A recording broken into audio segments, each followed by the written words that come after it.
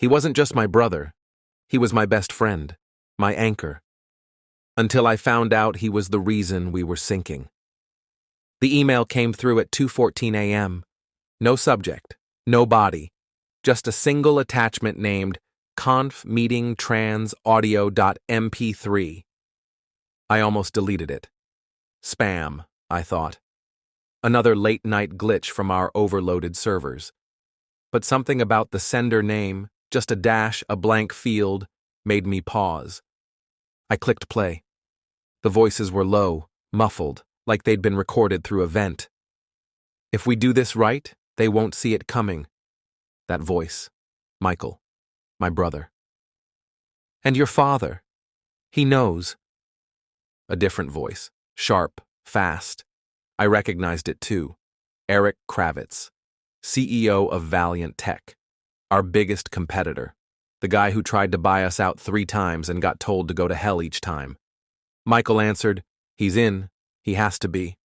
Silence. Then, "And John? He'll never know." My heart stopped. They were talking about me. About the company I'd spent the last 15 years building with them. About the legacy our mother died protecting. About family. I played it again. And again. At 2:42 a.m., I called Michael. Straight to voicemail. I tried our father. Same. I drove straight to the office. Our name glowed across the building, Monarch Systems, like it still meant something. By 3:05, I was in the server room, bypassing the firewall Michael designed himself. Paranoid genius that he was, he never thought I would turn the lock. But I knew the backdoor code. I built it. Inside a hidden folder called Q3 Restructure, I found the contracts. Drafted, signed, dated. A full asset transition agreement with Valiant Tech. The ink wasn't even dry. It wasn't a merger. It was a takeover. By 4:17 a.m., I was back home. I sat in the dark, my laptop on the coffee table, the silence so thick it felt like water in my lungs. He lied. They lied. Michael, my brother, my blood, and my father. He approved it. I closed my eyes and saw our childhood, chasing each other down the hall, building fake businesses in the garage, dreaming of being titans together. Now, they were selling me out like surplus inventory.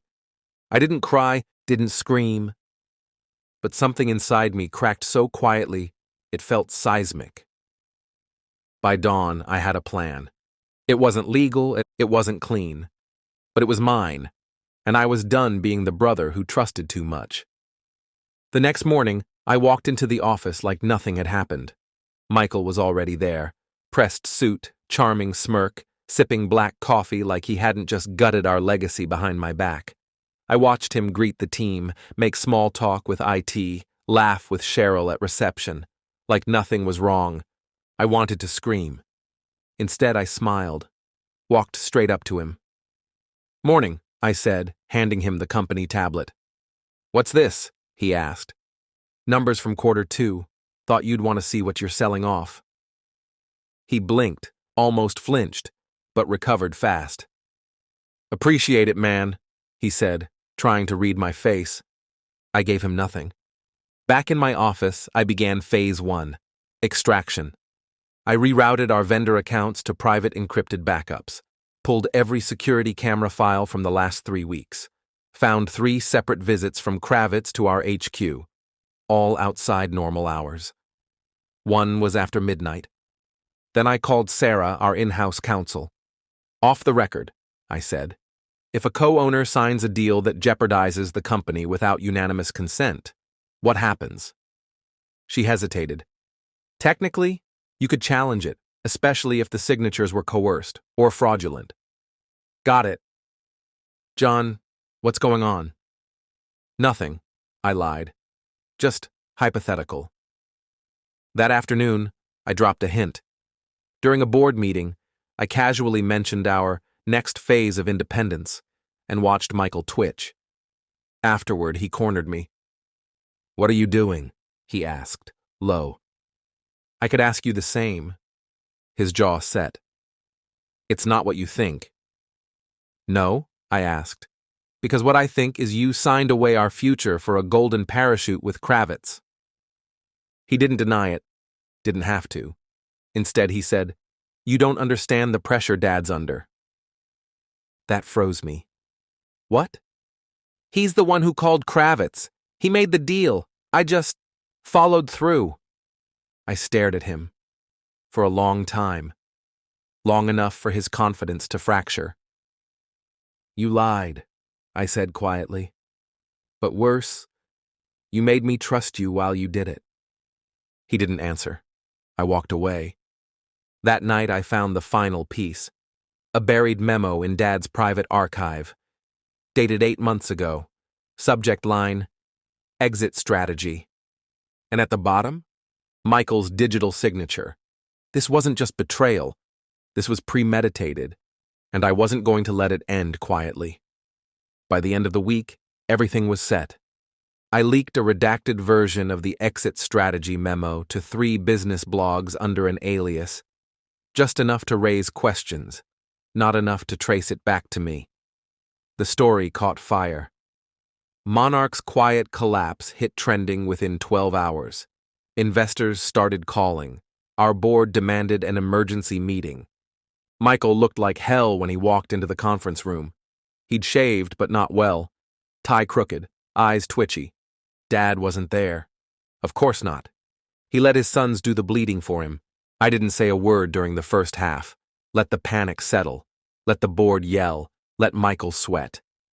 Then I stood. Pulled up the original memo on the projector. This, I said, is what our leadership thought of you. Gasps. Someone muttered, "Is this real?" Signed. Sealed. Scheduled for July 1st. Michael stood. "John, don't." I turned to him, ice in my chest. "No more secrets." He stepped forward. "You think I wanted this? You think I enjoyed watching Dad erase what we built?" "No," I said, "but you let him." Then I did what I'd promised myself I wouldn't. I played the audio file. Michael's voice, clear as day. He's in. He has to be. And John? He'll never know.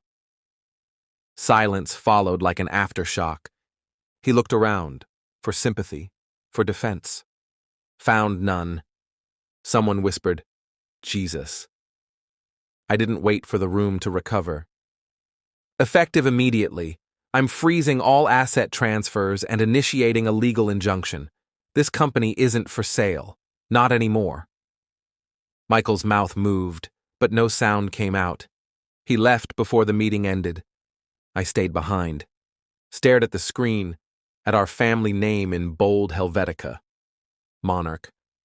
A joke now. And Dad? Still silent. But not for long. Because next, I was going to confront the man who taught us both how to betray. He was exactly where I thought he'd be, the golf club in Eastbury Heights, sipping bourbon like the world hadn't cracked open beneath him. I walked up without invitation, dropped the memo folder on his table. His fingers froze around the glass. "You knew," I said. He didn't look up. "Sit down, John." I didn't. He sighed, leaned back, finally met my eyes.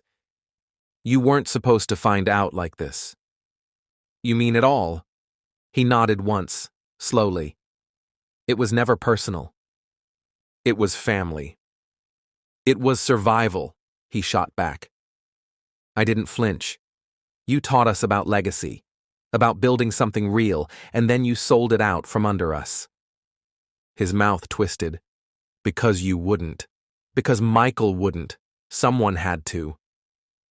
"You didn't even give us a chance," I said, low. "You just decided." "I saved what I could," he replied. "You think pride keeps a company alive? Number cash flow does. Insurance, quiet exits.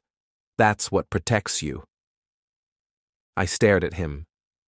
"You didn't do this for us. You did this to keep your reputation clean. And you used your sons to do it." His eyes didn't waver. Neither did mine. I stopped the deal, I said.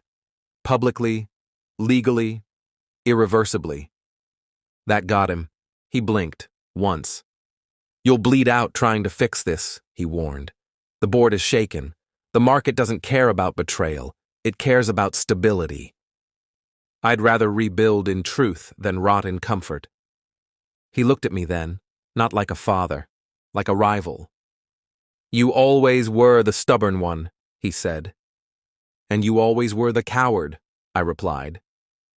I left him sitting there, old bourbon sweating in his hand, the sun sinking behind his safe little world. He didn't call after me. Didn't have to, because for the first time in my life, I wasn't walking away from something broken. I was walking toward something worth saving. 6 months later, Monarch was leaner, smaller staff, tighter margins, quieter halls, but it was ours again. Michael didn't return to the board. He didn't speak to me either. Not after the storm. Dad retired early. Quietly. The papers called it graceful. I didn't correct them. And me? I stood in the corner office overlooking the city, a single photo on my desk. The three of us from 15 years ago, covered in sawdust, holding a mock-up of the first Monarch server unit in a garage that smelled like hope. We didn't know then what betrayal felt like, but we knew what building felt like, and now I knew that again. From the glass reflection, I caught sight of myself. Not a son, not a brother, just a man who refused to sell his soul, even when his family offered the highest price. I shut the blinds and got back to work.